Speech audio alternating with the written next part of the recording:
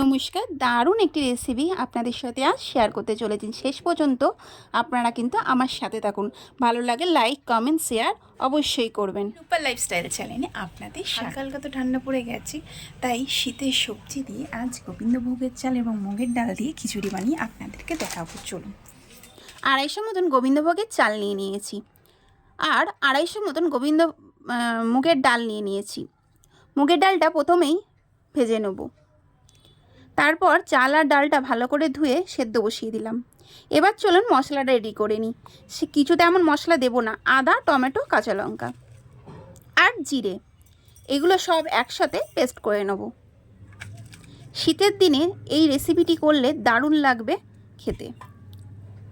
আপনারাও অবশ্যই একদিন এই রেসিপিটি করে দেখবেন। তারপর তেলের মধ্যে ফুলকপিগুলো ছেড়ে দিলাম, একটু লাল লাল করে ভেজে নেব। ওইদিকে খিচুড়িটা সেদ্ধ হচ্ছে, দেখুন বেশ খানিকটা সেদ্ধ হয়ে গেছে। এবার একটু নুন দিয়ে দেবো, যতটা পরিমাণে স্বাদ মতন দিয়ে দেবো।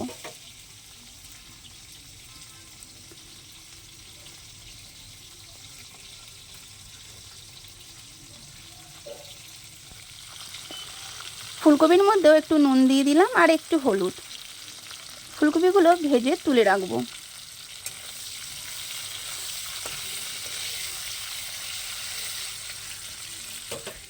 ফুলকপি ভাজা হয়ে গেছে, এবার আলুগুলো ছেড়ে দিচ্ছি। আলুগুলো একটু ভেজে নেব।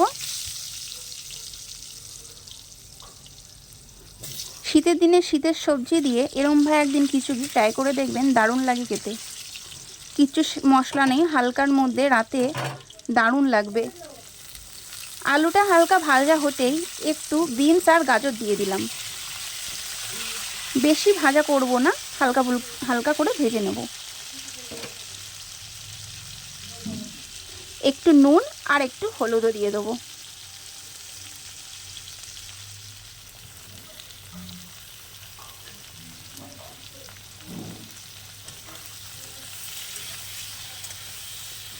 আমাকে যারা নতুন দেখছেন তারা প্লিজ সাবস্ক্রাইব করে নেবেন। খিচুড়িটা প্রায় সেদ্ধ হয়ে এসে এবার সবজিগুলো দিয়ে দিলাম, কারণ আগে দিলে বেশি গলে গেলে পরে গিয়ে সবজিগুলো পাওয়া যায় না। এর মধ্যে আপনারা বিনস, গাজর, শিমও দিতে পারেন। আমিও দিয়েছি সিম, কিন্তু বেশি ছিল না, অল্প দিয়েছি। এবার খিচুড়িটার ফোড়ন, জিরে আর শুকনো লঙ্কা, তেজপাতা, তারপর পেস্ট করা মশলাটা দিয়ে দিলাম। একটু লঙ্কার গুঁড়ো, হলুদ, নুন আর একটু টমেটো তো একসাথেই পেস্ট করে নিয়েছিলাম মশলার সাথে। আর স্বাদ মতন একটু মিষ্টি দিয়ে দিলাম। মশলাটা ভালো করে কষিয়ে নিচ্ছি। কষতে কষতে তেল বেরিয়ে এসছে। এবার খিচুড়ির মধ্যে দিয়ে দিলাম মশলাটা।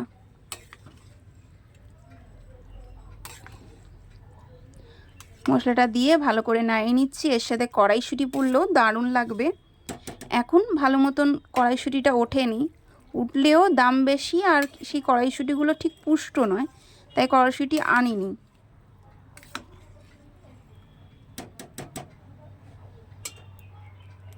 ফুলকপিটা পরে দিলাম, ফুলকপিটা না হলে গলে যেত। এরকমভাবে সবজিগুলো পরপর দিলে কোনো সবজি গলবে না, আবার কাঁচাও থাকবে না, সম্পূর্ণ ভালোভাবে সেদ্ধও হবে। এই দেখুন সব সবজিগুলো দেখেছেন কি সুন্দর সেদ্ধও হয়েছে, আবার গলেও যায়নি। খাওয়ার সময় পাতে খালি একটু ঘি নিয়ে নিতে হবে, দারুণ লাগবে। গরম গরম পরিবেশন করুন পরিবারের সাথে।